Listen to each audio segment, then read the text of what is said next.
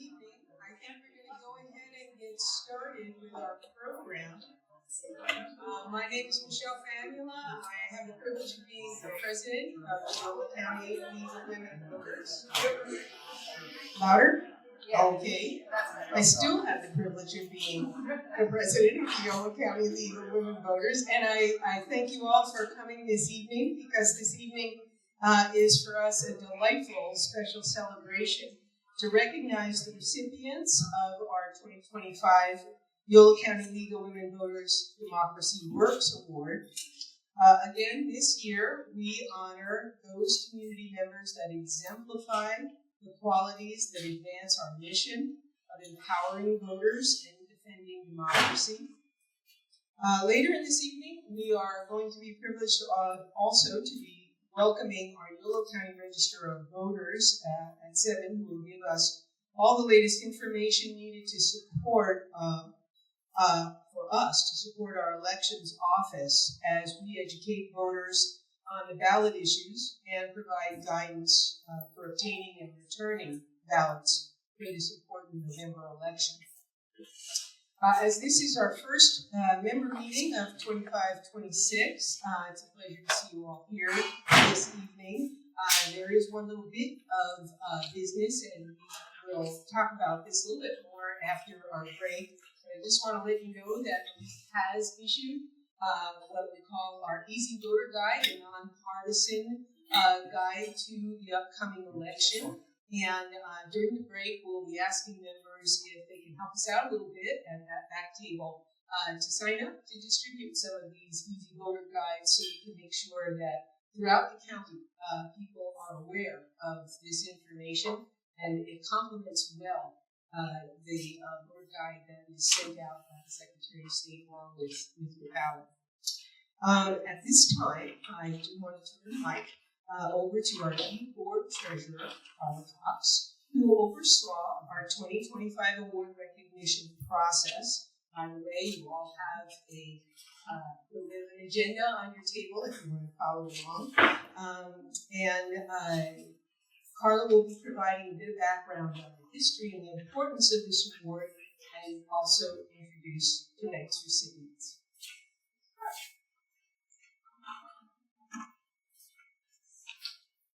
Good evening. It's great to see everybody here tonight.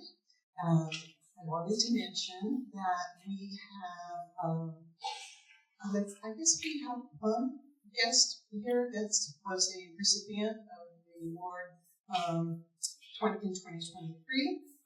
We have Autumn LeVay-Renault, who is representing Davis Media Access, a community access station which provides coverage of the local government, elections, youth media, and community training.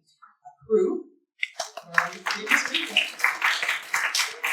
is here tonight to record this event for us, so we thank them. I want to begin by explaining why we have the Democracy Works Award. An essential component of a strong democracy is individual involvement. In 2006, our League of Women Voters chapter decided to recognize community members who give their time and energy to endeavors that make democracy work here in Yolo County. To quote former League President Janet Ruggiero, "We look for individuals or organizations that further the democratic process in tangible ways, thus keeping democracy working for residents in our community." Our League presents the Democracy Works Award to individuals and organizations who are working to empower voters and defend democracy in our communities, with activities such as encouraging equal representation, promoting free and fair elections, expanding voter education and voter rights, advocating legislation that promotes democracy and our communities, or taking grassroots political action. It is our privilege tonight to recognize the efforts of two people who are committed to increasing student involvement in the democratic process. Dr. Lizette Navarette and Dr. Shannon Reed of Woodland Community College have welcomed our league to the campus to provide voter registration and voter education to their students. 2 of these events are described on the inside of your program.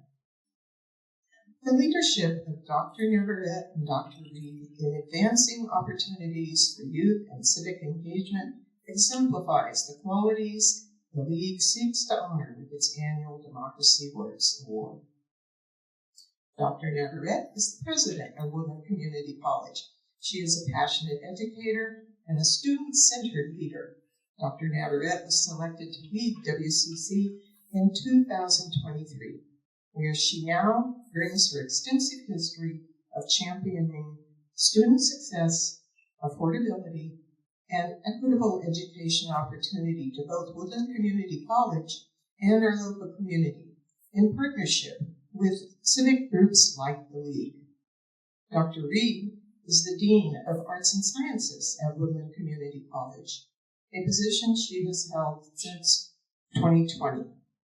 As an administrator, Dr. Reed now oversees an office that provides invaluable support to WCC students, including providing students with community civic engagement opportunities like we've mentioned. Dr. Navarette and Dr. Reed have embraced youth civic education, opening new avenues at WCC for partnerships with groups like the League of Women Voters and others in Yolo County. I would like to invite them to come up.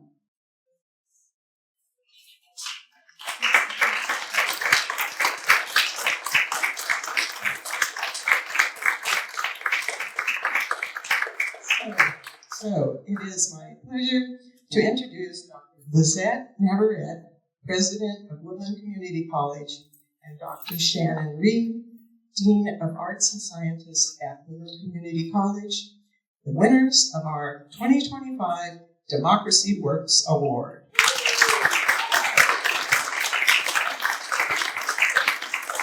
So we would like to invite you to make a few remarks and, if you're willing, answer some questions from our audience. Thank you so much.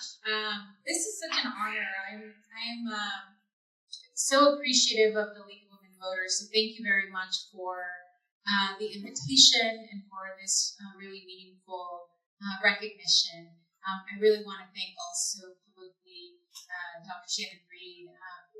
Shannon is incredible. She's student-centered. She's equity-focused, incredibly hardworking, and we are so lucky to have her. So thank you, Shannon, for everything that you do. We don't thank you enough. So, as I mentioned, my name is Lizette, and I have the distinct honor of being the president of Woodland Community College. And it's an honor that I don't take lightly. I also I find this award extremely meaningful, and it's because I believe that voting is really important. Voter access is really important, and it is deep and personal for me. I was born and raised in Southern California, and my family immigrated to California in the 1960s as part of the resident program.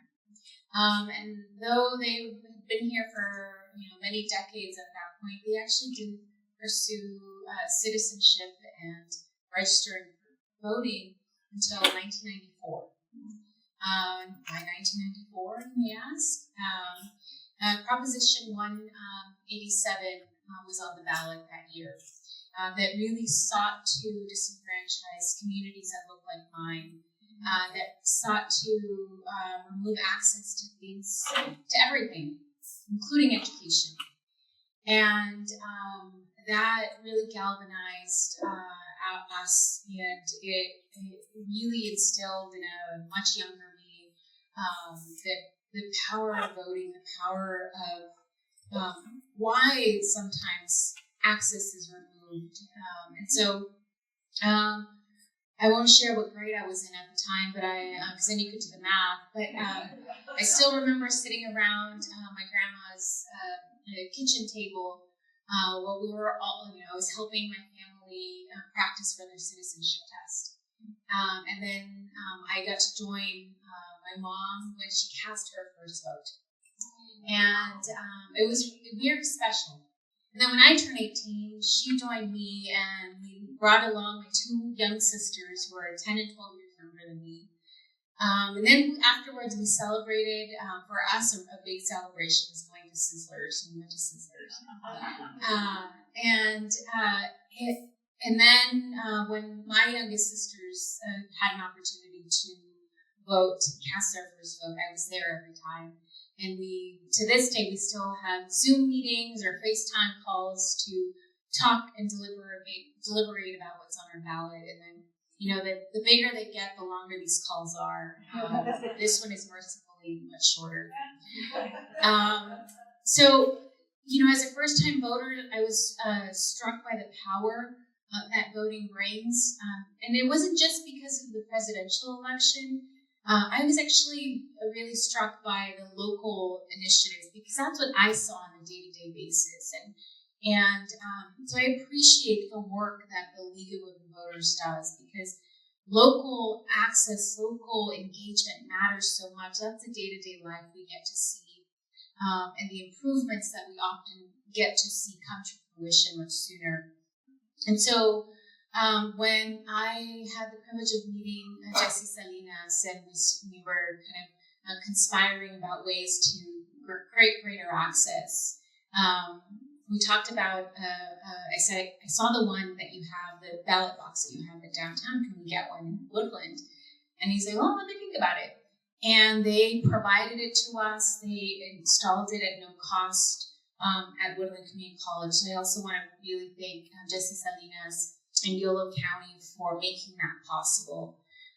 It is so powerful that we can bring just the ease of one less thing for our students and the many complexities that they deal with. One less thing they have to think about is, where do I take my ballot? They can go there in a place that they find comfortable, that they know, drop off their ballot, and we provide engagement and the opportunity to stay connected just one step easier. Right now, the challenges of staying silent are immense, and we want to make sure that we do everything possible to create that access for our students. And I hope that we can do much more, and this is just the first step on many ways of engagement. We're so close to the Capitol. We intend to create opportunities for our students to engage there too. And I'm so delighted to have partners in this work that care deeply about our democracy, about our students' voices, and doing everything small or large as it can be to create greater access to their rights and a better community for all of us. So thank you so much for this. As I mentioned, it's deeply meaningful, and really appreciate all the work you do as well in every election cycle and beyond. Thank you.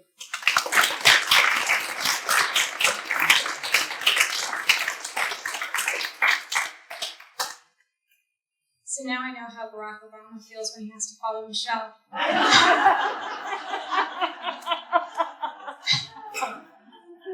I'll be shorter, so that'll be merciful. Like President Navarette, I want to begin with just some gratitude. Gratitude for a team. So I do have a PowerPoint this evening. Gratitude for a team that supports me and encourages me and enables me to take risks.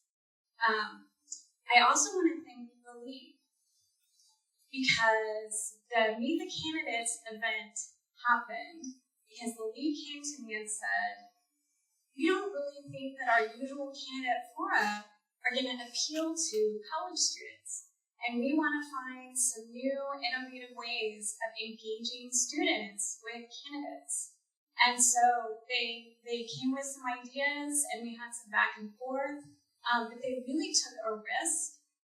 You all really took a risk, and it was the end situation was very different from, I think, many of the events of the League. There was the possibility of chaos. Oh, I'm sorry, I just said the horror. The horror, yes. But it worked out really well. Fewer students than we hoped, but we know how to do it better next time, I think, and should be doing it again soon.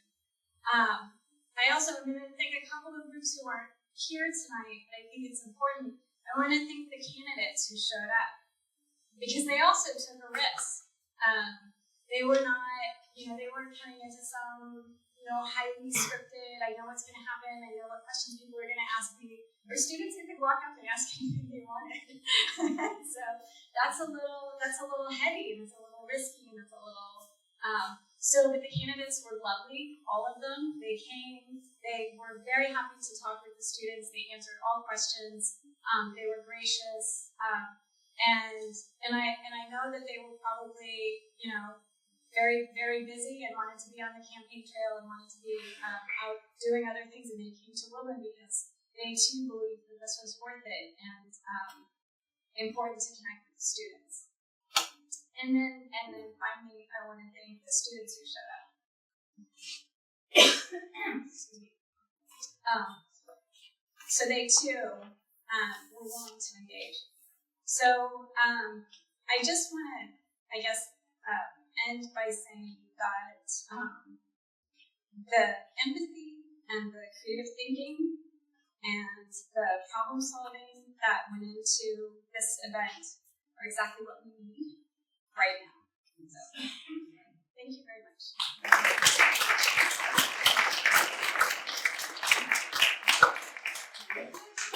If it's the volume, we can yell into the mic.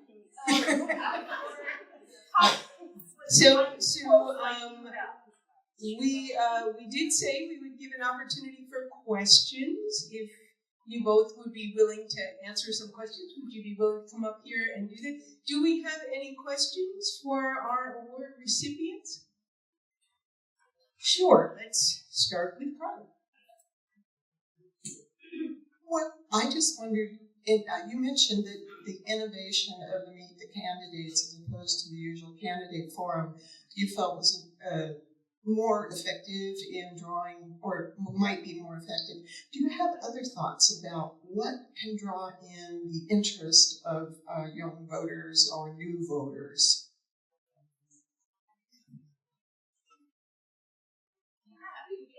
I'll take a shot.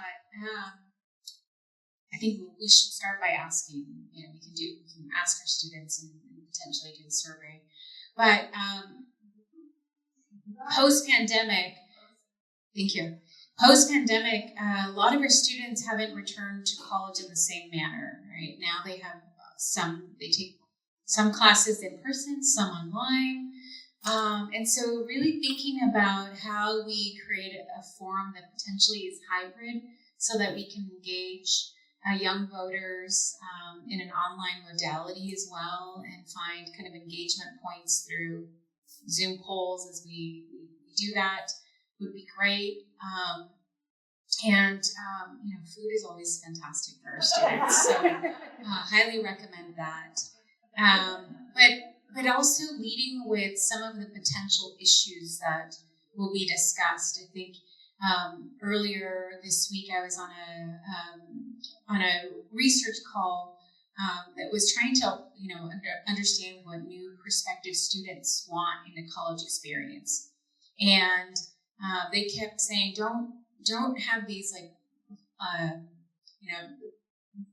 ambitious or these ambiguous taglines that don't say anything. Be concrete, like it's affordable, you can finish on time. So letting them know what to expect, I think, is really helpful. It's that kind of hidden curriculum around how to engage and that it's okay to do it.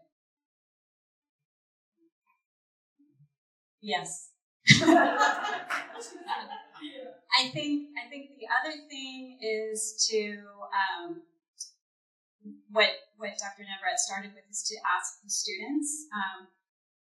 I think a lot of students feel like what happens in politics is inevitable or doesn't really affect them or that sort of thing, right? I don't understand. I used to skip, when I was in high school, I used to skip classes so I could work on campaigns. My parents were a little So do we punish her? But that's the exception, right? It's not all young people who see how it affects them. It's not all young people who see, that it might make a difference. And so one of the things at the event that we had at Woodland was the students submitted questions. And they were really good. So there were students in one of the political science classes, and we used most of their questions, right? But they were raising the issues that they care about, and I think sort of communicating with them, like, we're going to talk about the things that matter to you. Other questions? Back.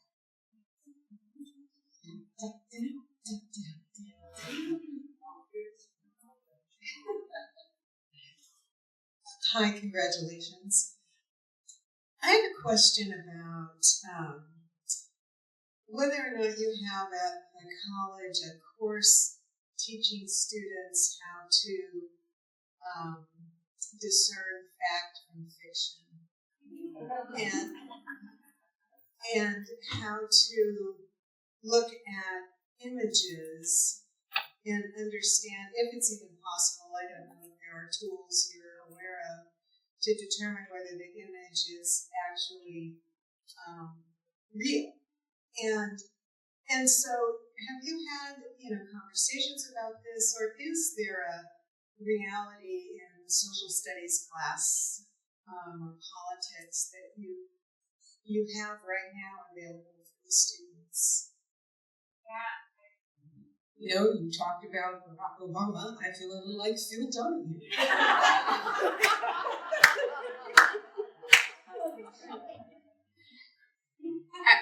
I can start. You are bringing up the topic of our new lived reality of the impact and effects of artificial intelligence and generative AI in our classrooms, in our daily lives, and the growing sophistication of AI in our daily discourse. So all of our classes really have a component of critical thinking. It's one of our standards, right? And but that in it of itself continues to evolve. We have a really great set of faculty and an instructional designer that has led workshops on campus on like AI meets academic integrity meets artificial intelligence, and it really is surrounding this topic of how to not only how to continue to be a critical thinker, how you use AI effectively, how you protect yourself, how you protect your academic integrity in doing this. And so the answer is yes, and that evolving, because it is going, as the technology evolves, we have to be nimble enough to evolve and continue to keep our ear to the ground. And I'll turn our Dean to any other course.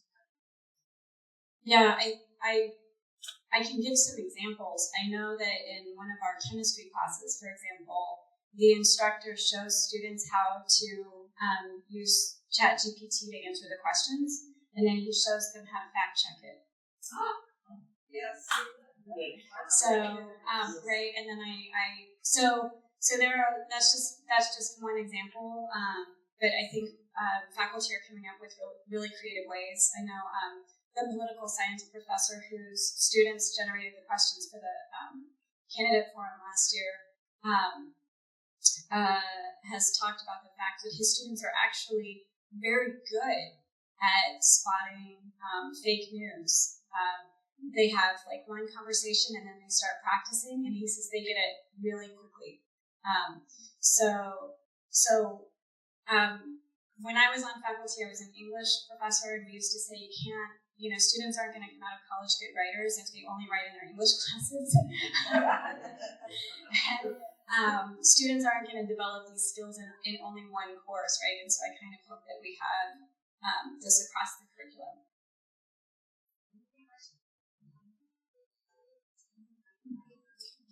Oh, I was just going to say, I think we have time for one more question, and then we're going to wrap up questions. There you go. It's a brief question. How many poli-sci sections do you have? Hard question. So we have political theory and international relations in the spring. We have political theory and international relations in the spring, and then I'm gonna say we have like 6 or 7 sections of intro. I think 5 or 6. I just did the schedule. I'm like trying to picture like, how many Excel lines is that. So those are great points of intersection. yeah, right.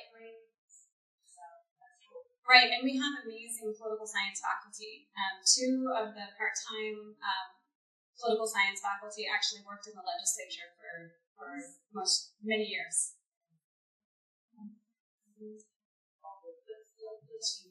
That was quick. All right, one more. I had an experience at the community college and going to UC Davis, so I can compare them.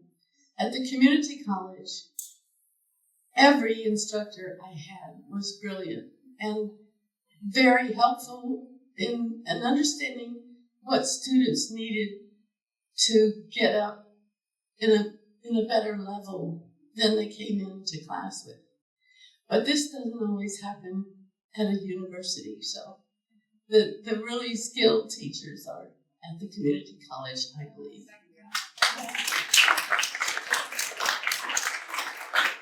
I don't think there was a question there, no answer. So at this time, I'd like to go ahead and present you with your certificates. We would like so much to express our appreciation. I think they've truly demonstrated what it is that has made them such great candidates for this award. Thank you so much, Dr. Reed and Navarette. And please join me in congratulating them one more time.